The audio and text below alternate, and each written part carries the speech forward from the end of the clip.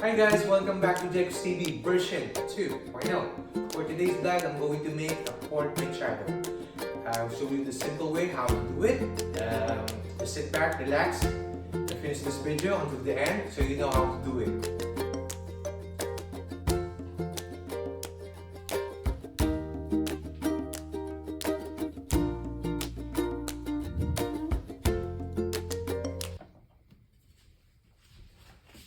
Okay, lagay tayo ng mantika.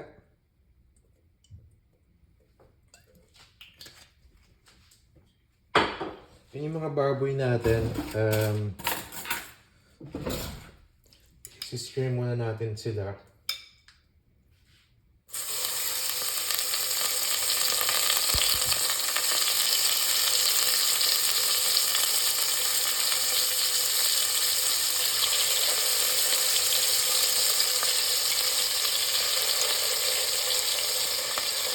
I just marinated this guys for like an hour. So, depende sa inyo. This is my version, how to do it. So, minarinate ko lang siya ng 1 hour para pumasok yung mga nilagay natin na mga toyo, lemon, like patis para matlasa siya. Okay? Ngayon, aantayin lang natin na lumabas yung mantika niya. Then, pwede na tayo mag-isa.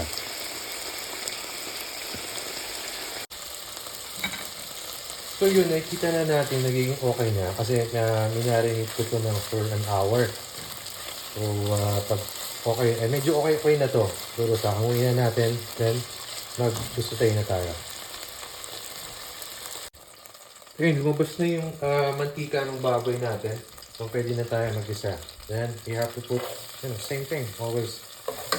Garlic.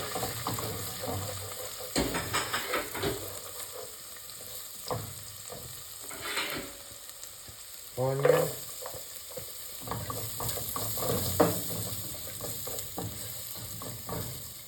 Ano natin to, all together.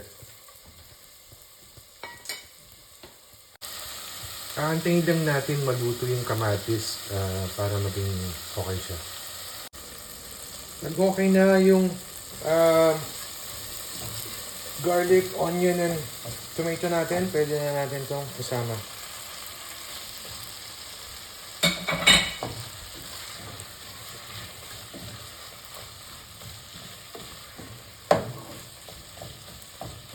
May siya. Bam! So, lagyan na natin siya ng mga pasarap. Pepper. Yung maganda dito,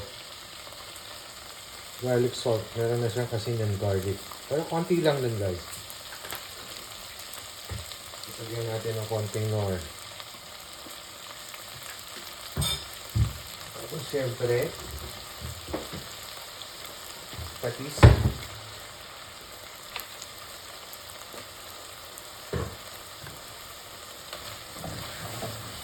Pwede na tayo mag-adjust nito mamaya. Kumbaga nilagay lang natin ng konti. Pag kulang pa rin sa lasa, dadagdagan na lang natin.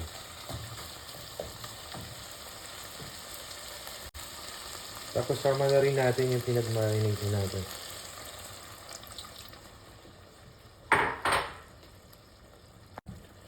Then siyempre yung tomato sauce.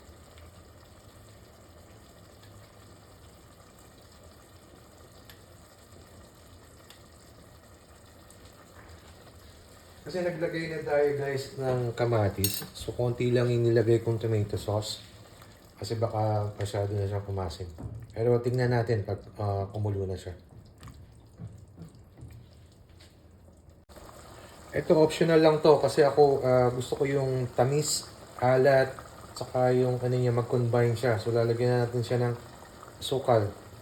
Mga 2 kutsarito lang.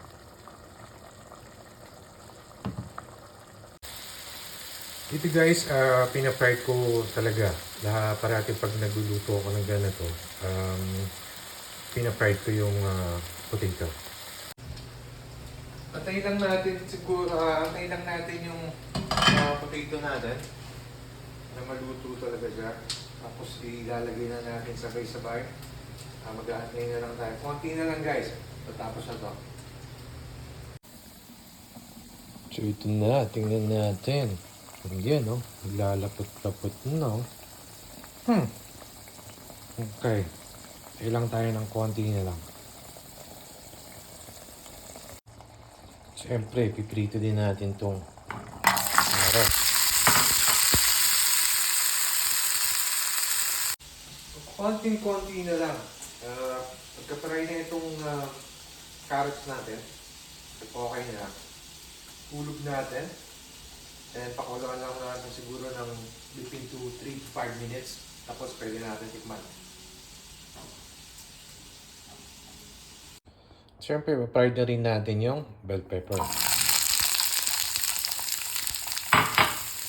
Tapos yan, okay na. Yan, nilagay na natin yung bell pepper and the carrots. Ito na natin. Hindi na tayo dyan maglalagay ng tubig. Tamang-tama na lang yan. Hintayin na lang tayo ng konting-konti.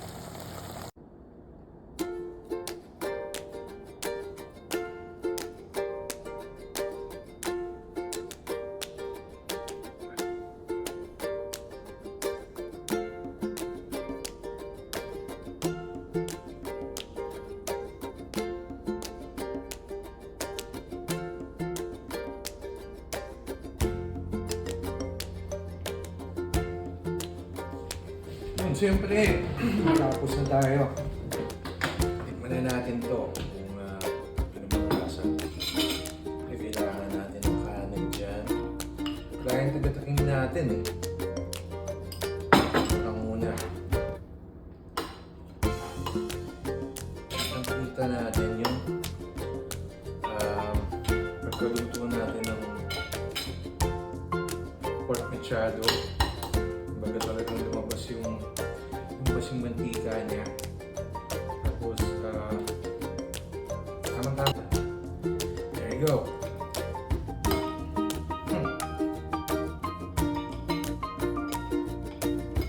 Unang subo sa inyo.